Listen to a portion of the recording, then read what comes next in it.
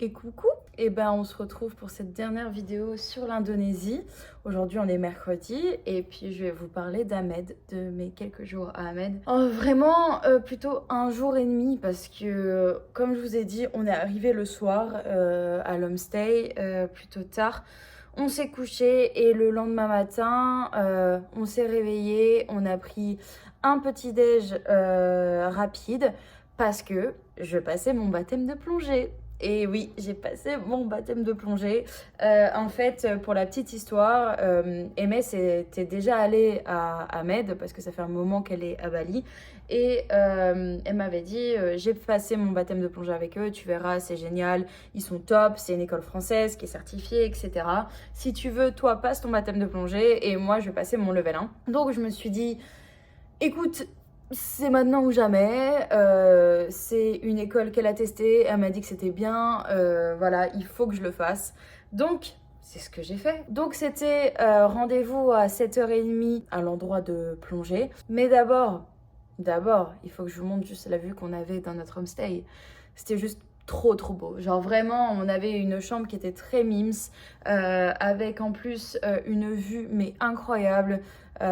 Pour le coup, rien à voir avec Ubud, enfin c'était vraiment super beau. MS a loué un scooter pour la journée, donc on est parti à l'agence de plongée. On a fait connaissance, etc. Ils te demandent si t'es claustro, si t'as des problèmes et tout ça. Et la seule chose, moi, pour laquelle je les ai vraiment prévenus, c'était mon oreille, parce que, comme vous le savez, j'ai eu un petit problème d'oreille au tout début du séjour en Australie, donc j'avais un peu peur par rapport à ça. Donc ils m'ont dit, t'inquiète pas, on me prend en compte, on fera au fur et à mesure tout ça. On fait connaissance, ils nous expliquent un petit peu comment ça se passait, on fait le trajet en voiture, enfin une espèce de camionnette et voilà.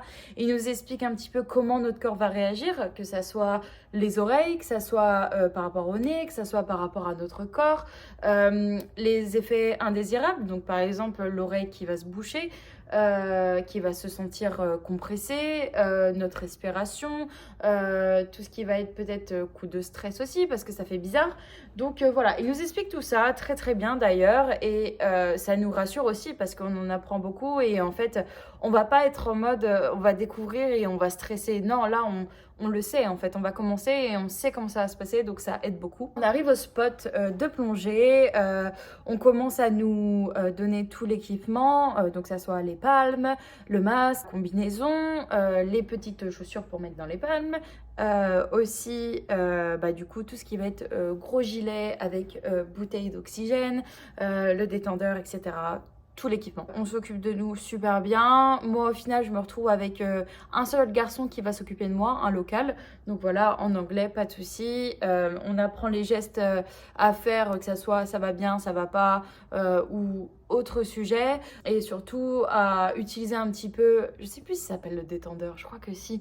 En gros, dans lequel tu respires. Ça m'a beaucoup aidé de faire du snorkeling avant de faire de la plongée parce que au final, on s'en rend pas compte, mais c'est quand même très différent de respirer qu'avec la bouche, vu on respire aussi avec le nez en temps normal.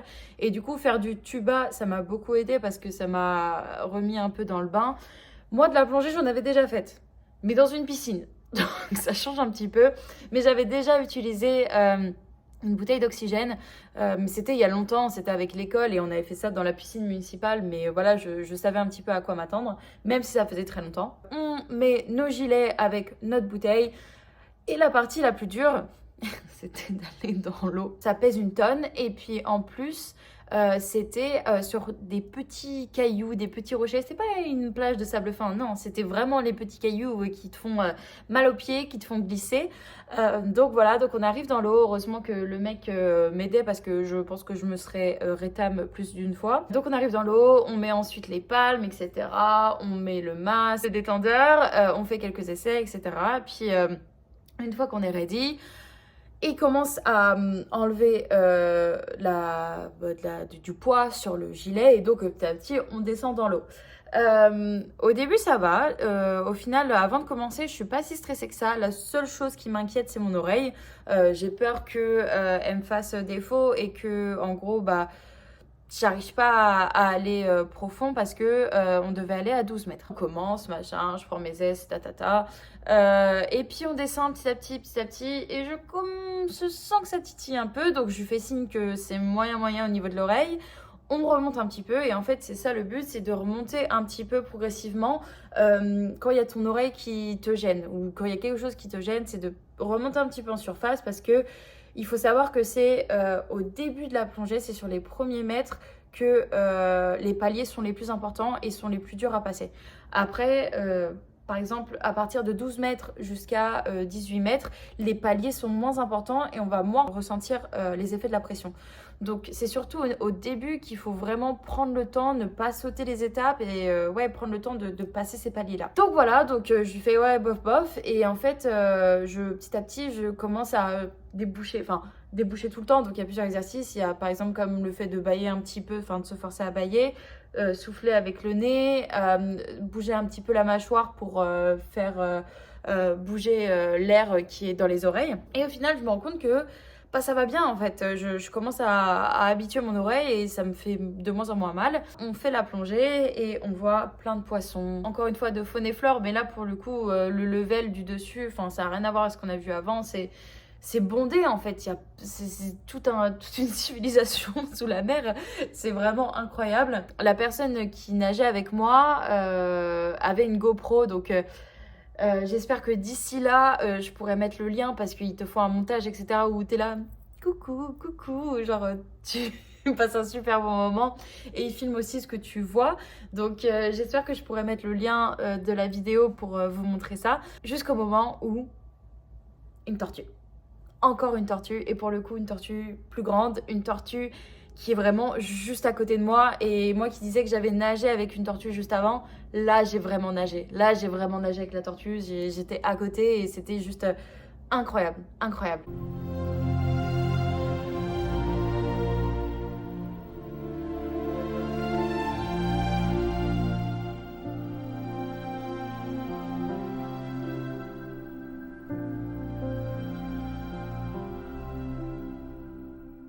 Qu'est-ce qu'on a vu aussi? On a vu une murène. Voilà, il y a plus sympa, mais on a vu une murène, des poissons qui faisaient quand même 1 mètre, quoi, qui étaient assez gros. On a vu des barracudas où clairement tu t'approches pas trop vu les dents. On a vu plein de petits poissons, c'était très sympa et c'est passé très vite. Et en fait, les 12 mètres, on s'en rend pas compte, mais c'est pas si profond. Et en fait, j'avais peur aussi parce que quand je faisais du snorkeling par exemple et que je descendais un peu plus profond, direct je le sentais dans mon oreille et je me disais c'est mort en fait la plongée, jamais de la vie je pourrais faire. Et c'est que en fait quand tu plonges comme ça ou même dans la piscine où tu vas d'un coup au fond de la piscine, tu te rends pas compte mais il y a des paliers et en fait les paliers tu les respectes pas et c'est pour ça que tu ressens de la pression dans ton oreille. Donc voilà, on fait ces petites 45 minutes et puis on revient à la surface, on fait une petite pause, ils nous donnent des crêpes à manger, etc., thé, café, tout ça. Donc voilà, très sympa. Et puis on fait notre deuxième plongée, à savoir qui est en fait dans une épave. Donc Capucine, alias celle qui a peur des profondeurs et de tout ce qui est très gros comme des bateaux. Je me disais, j'ai hâte de voir ça. Et en fait, pour la petite anecdote, je mettrai le nom, je sais plus ce que c'est exactement le nom du navire, mais c'est un navire qui s'est échoué pendant la guerre mondiale, aux alentours de 1940, je crois. Et en fait, il y a eu une éruption, quelque chose comme ça, à Bali, qui a fait que l'épave s'est rapprochée du rivage et en fait elle se trouve entre 12 et 20 mètres de profondeur, donc ce qui est vraiment que dalle. Donc là c'est vraiment pour le coup un spot aussi touristique, il y a pas mal de gens qui visitent l'épave, etc. Moi j'en ai pas vu mais apparemment il y en a aussi qui essayent de toucher l'épave, qui essayent de toucher les poissons, enfin classique quoi. On repart pour cette deuxième plongée et en fait on nous avait dit, vous allez voir, on nous avait montré une map un plan du bateau en disant voilà ça c'est l'entrée, ça c'est la porte, parce qu'en fait on reconnaît pas vraiment parce que c'est recouvert de coraux maintenant. C'est vraiment habité, l'épave se reconnaît mais c'est pas vraiment distinguable en mode on voit tout du bateau. On arrive là-bas et en fait entre temps avant que je reparte plonger, je parlais avec le gars qui nous a expliqué comment notre corps allait réagir, etc. Damien, de son petit nom, qui nous explique et qui me dit en fait, parce que je lui explique mon oreille, il me dit, écoute, débouche-la en prévision. N'attends pas que tu ressentes quelque chose dans ton oreille pour en gros essayer de déboucher et paniquer et voilà. Et il me dit, fais-le tout le temps, genre je dis n'importe quoi, mais c'était vraiment peut-être toutes les 5-10 secondes en fait à déboucher, à voilà machin. Et il me dit, tu verras que tu n'auras pas d'inconfort et que limite ça sera plus pratique. Chose que j'ai faite et du coup ça s'est beaucoup mieux passé. On est même passé dans l'épave. Enfin, c'était vraiment très très cool. La seule chose où j'ai un petit peu stressé parce que c'est un peu difficile, c'est genre de contrôler vraiment de pas toucher le corail parce que en fait que ça soit avec le courant ou tes mouvements de palme, etc. C'est compliqué de pas toucher le corail. Parfois c'était un petit peu compliqué mais ça allait. On a vu aussi des espèces de petits serpents qui sont en fait comme des algues en hauteur et dès que tu t'approches ils se remettent dans le sol. Donc voilà, on a vu plein de trucs trop cool.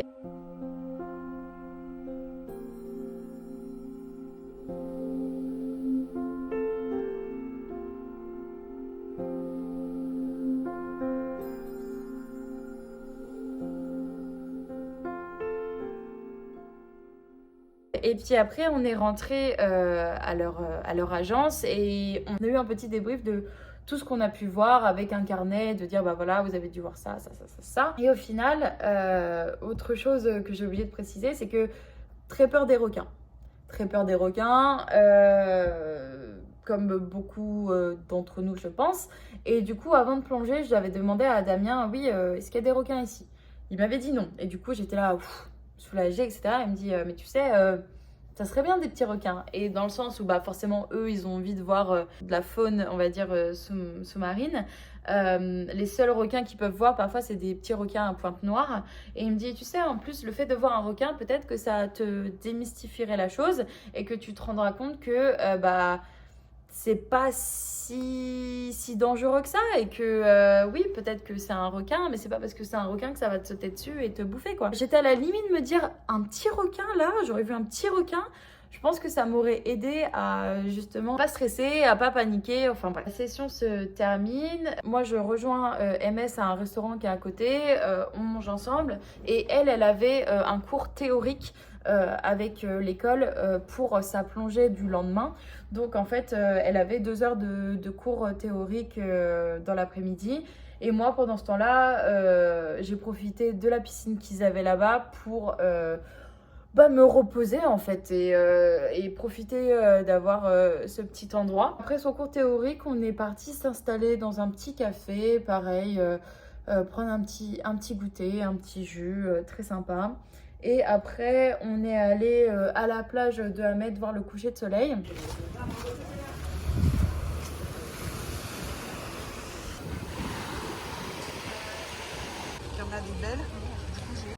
même temps, c'est vrai. Et après tout ça, on est allé chercher à manger et on a mangé dans notre logement parce qu'on avait un peu la flemme. Donc voilà, puis après coucher pas tard encore une fois. Le lendemain, qu'est-ce qu'on a fait? On est allé se prendre un petit déj, puis on s'est posé à la plage. Moi, j'avais loué un kit de masque et tuba pour profiter un petit peu de la plage. Donc pareil, très très sympa. Tu vois plein de trucs différents. Tu vois toujours des petits poissons. C'est très très cool. Et puis après, on a mangé ensemble le midi et Mess est partie pour sa plongée de level 1 dans l'après-midi. Moi, pendant ce temps-là, je suis restée un peu à la plage, un peu à la piscine aussi, parce que j'avais encore accès vu que j'avais été une cliente. Et puis après, je me suis reposée au même café où j'étais allée la veille avec MS. Demain, c'est le départ pour retour en Australie. J'ai pas beaucoup filmé parce que là je finis mon séjour de Bali à Ahmed et puis voilà, on rentre pour reprendre la vraie vie. Je rentre une semaine en Australie et après je repars pour une semaine en road trip avec ma copine Monique en Tasmanie. Donc voilà, c'est déjà la fin des vacances été. Je vais enchaîner avec la Tasmanie où il fait froid. Je vous laisse avec ce petit morceau de blabla et puis on se retrouvera depuis mon appartement de Melbourne pour vous raconter tout ça. J'ai refait un peu de snorkeling et puis après je l'ai rejoint quand elle a fini assez tard sa plongée, quand elle est revenue de sa plongée. On est allé chercher nos affaires où on logeait pour changer de homestay parce qu'on avait réservé que 2 nuits et du coup on est allé dans un autre homestay qui était pas très loin et en plus MS y était déjà allé avec Victor quand ils étaient à Ahmed tous les deux avant. On pose nos affaires et puis après on est parti manger dans un petit resto à côté et le lendemain on a fait matinée plage, on est allé manger le midi dans un petit truc et puis après on est allé chercher nos affaires, on a pris taxi et puis on est allé à l'aéroport où moi je rentrais et elle prenait un autre taxi pour aller à Uluwatu qui est dans le sud parce qu'elle restait du coup en Indonésie. Donc voilà, on s'est dit au revoir et puis moi j'étais sur le chemin retour pour l'Australie. Et donc du coup, qu'est-ce que j'ai pensé d'Ahmed ? Ahmed, c'était très très cool. Ahmed, c'était très très cool et je pense que c'est pour ça que j'ai préféré Ahmed à Ubud parce qu'il y a la plage, que en plus MS me disait qu'on y était là les 3 jours où c'était beaucoup moins touriste que la dernière fois où elle y était. C'est quand même très français, enfin on a vu beaucoup de Français mais elle me disait que c'était moins busy que quand elle y était et du coup voilà. Mais sinon forcément la plage était très sympa, il y a moins de circulation, c'est plus petit, il y a vraiment une rue qui est passante, enfin c'est cool, c'est vraiment très cool, c'est hyper reposant, je serais bien restée un peu plus longtemps là-bas. Il y a 2 autres destinations que j'aurais bien aimé faire qui sont Uluwatu et Lombok qui est une île où c'est aussi très très beau, très sympa, mais bon, ça sera peut-être pour une prochaine fois. Mais sinon, de manière générale, qu'ai-je pensé de Bali ? Bali de manière générale, Bali. Quoi dire ? Par où commencer ? J'ai plusieurs points. Bali, c'est négocier. Bali, il faut négocier. Bali, ouais, ça fait bizarre dans le sens où s'il n'y a pas de prix, c'est qu'il faut que tu négocies. Et c'est fatigant à force, c'est fatigant parce que tu veux t'acheter un petit souvenir ou un truc comme ça, mais il faut que tu négocies. Donc en fait, tu perds vite la motivation, même les activités, par exemple le Mont Batour qu'on a fait, nous on a réussi à le négocier je crois à 350 000, donc roupies, et t'en as qui l'ont eu à 700, c'est énorme, enfin c'est super cher. Et du coup voilà, ils sont un peu des couilles en or comme ça. Pareil, les taxis, il y en a partout. On devenait folle à la fin avec MS parce qu'en fait, dès que tu passes dans une rue, c'est taxi, tu leur dis non et ils te disent tomorrow et ils te demandent pour le lendemain. Donc c'est un enfer, c'est partout. Sinon, ce qui est un peu chiant, mais bon, c'est comme ça, c'est le fait qu'il n'y ait pas d'eau potable. Donc en plus, il fait chaud, donc il faut que tu achètes de l'eau entre guillemets en permanence. Sinon, bon, ça je m'y attendais un peu, mais bah c'est pas propre partout. Ça me fait penser vraiment à l'île Maurice où bah, y a des endroits où oui, bah, c'est pas propre, il y a des déchets, il n'y a jamais de poubelle, donc c'est compliqué. En plus, du coup, vu que tout le monde achetait des bouteilles d'eau, bah tu sais pas trop où elles se retrouvent. Donc, petite note à moi-même, je pense que j'achèterai une gourde qui filtre l'eau parce que c'est un enfer de se travailler avec les bouteilles d'eau. Sinon, les gens sont juste mais adorables. Je pense qu'il y a aussi cette grande part de culture, de religion qui font que je pense qu'il y a vraiment ce retour de karma si tu fais quelque chose de mauvais et que bah, je pense que ça te retombera dessus à un moment. Donc les gens sont très gentils. Jamais eu la peur qu'on me vole quelque chose ou quoi sans forcément laisser traîner de l'argent sur le lit, mais pas le besoin de tout planquer ou t'as peur de ne pas retrouver certaines choses. Sinon, au niveau nourriture, bah j'ai pas été malade et surtout j'ai très très bien mangé. On a mangé mais vraiment super bien. On a mangé dans des trucs où jamais je n'aurais mis les pieds à juste regarder la devanture, jamais je n'aurais osé. Et pourtant, c'est peut-être là où j'ai mangé mes meilleurs trucs. MS me disait que son meilleur nasi goreng, je crois, c'est un plat typique de là-bas. Elle l'a mangé en bord de route sur une roulotte où le truc ça reste au soleil toute la journée et pourtant elle était entre guillemets obligée de manger ça je crois parce qu'il y avait que ça et même il y avait de bons avis quoi. Donc Comme quoi ça veut rien dire. À chaque fois ce qu'on faisait quand même c'était on regardait les avis un peu sur internet et puis bah si t'as des locaux qui y mangent, même s'ils ont des intestins plus robustes que les nôtres, bah c'est plutôt bon signe quoi. Donc on y allait un peu les yeux fermés et on se disait bah let's go, et après comme je disais on évitait bah, tout ce qui est crudité, tout ce qui est viande. Et puis on mangeait du local quoi. Les quelques personnes qui ont été malades, elles ont mangé des trucs qui sont pas indonésiennes en fait, dans le sens où des burgers, des pizzas, des machins, tu vas pas manger ça en fait en Indonésie, tu manges du local. Des nouilles sautées, du riz forcément, des légumes, du tofu, du tempeh qui était mais juste incroyable.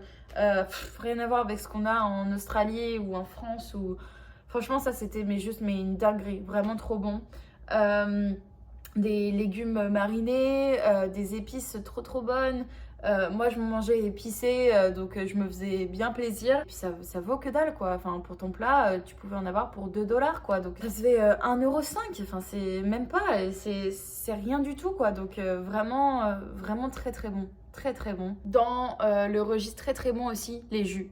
Les jus, mais au début j'avais un peu peur parce que forcément avec l'eau, la glace, etc. tu te dis est-ce que c'est une bonne idée? Et au final t'es vite tenté par les jus de pastèque, un jus de mangue avec lequel j'ai fini le séjour, mais une dinguerie vraiment. Tu manges la mangue, qui a énormément de saveur, qui est hyper sucrée, qui est incroyable.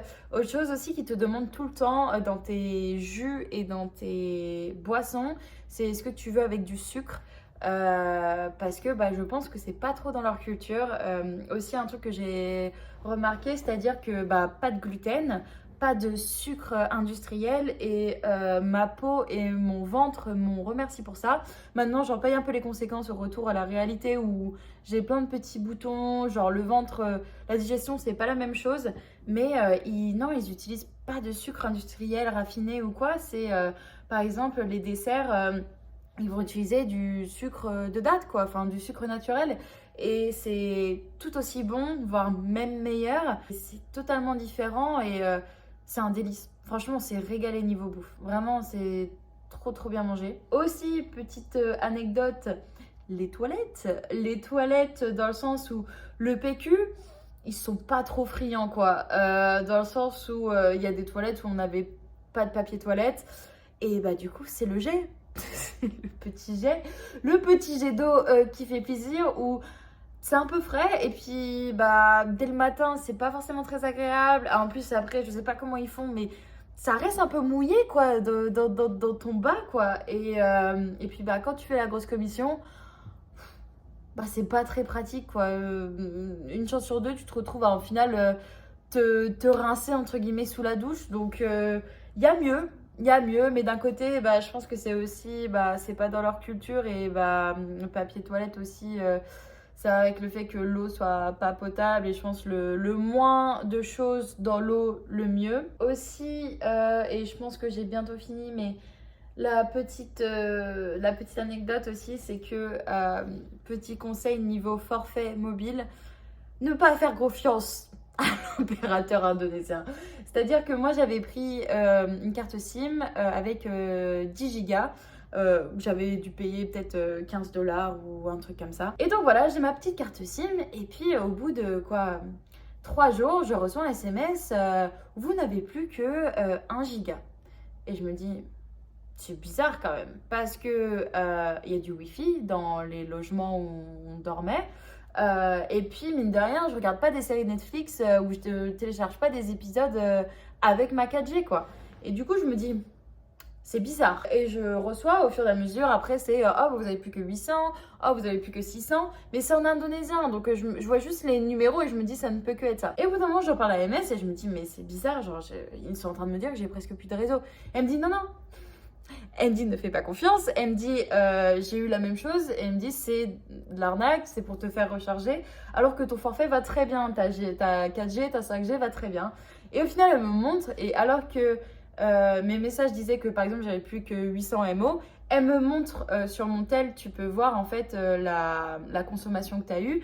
Et en fait j'avais utilisé que 2 gigas sur 10. Donc Voilà, petite anecdote qu'il est important de se rappeler pour les prochaines fois. Checker vraiment sa consommation réelle parce que bah, toute situation est bonne pour gratter un petit peu d'argent. Ne pas se faire avoir par rapport à ça. Mais sinon, de manière générale, Bali, j'ai beaucoup aimé. J'ai beaucoup aimé, avec une préférence forcément pour Ahmed et le voyage en bateau. Bali, c'est assez controversé dans le sens où c'est soit Bali, tu y vas pour être zen, pour te ressourcer, etc. Soit tu le fais Bali en mode fête. Et il y a beaucoup d'Australiens qui y vont en mode fête. J'ai entendu aussi qu'il y a beaucoup d'Australiens qui y vont le temps d'un week-end. Petit billet d'avion et puis vas-y qu'on se mette une mine à Bali parce que c'est pas cher. Sachant qu'en plus le prix du billet d'avion est pas cher. Enfin, là, j'en avais pour 400 € aller-retour, alors que depuis la France, t'en as au moins pour 1000 €. Donc, forcément, la différence est assez importante. Donc, voilà, il y en a beaucoup qui aiment pas Bali parce que trop d'Australiens, enfin, d'un point de vue australien, trop d'Australiens. Beaucoup de Français aussi, que aussi c'est un peu sale parfois. Enfin, il y a des endroits, oui, c'est pas propre. Il y a parfois des endroits où les odeurs, ça peut être nauséabond un petit peu, donc voilà, mais moi j'ai beaucoup aimé, ça m'a fait du bien d'avoir un petit peu de soleil, un peu d'été, parce que ça faisait 1 an que j'en avais pas eu réellement, vu que je suis partie de France en mars et que je suis arrivée, du coup c'était l'automne en Australie. Mais c'était très sympa, ça donne envie d'y retourner et de se faire plaisir parce qu'il y a plein de choses du coup qui sont plus abordables vu que c'est moins cher et on peut avoir des choses plutôt sympas. Donc voilà, peut-être que j'y retournerai, peut-être pas, mais en tout cas c'était un très beau voyage, je regrette absolument pas. Et puis là maintenant je me prépare pour la Tasmanie, ça va arriver dans 2-3 jours, donc je vous laisse avec ces dernières paroles et puis je pense que je vous retrouverai avec mon vlog pour la Tasmanie. Voilà, je vous fais de gros bisous.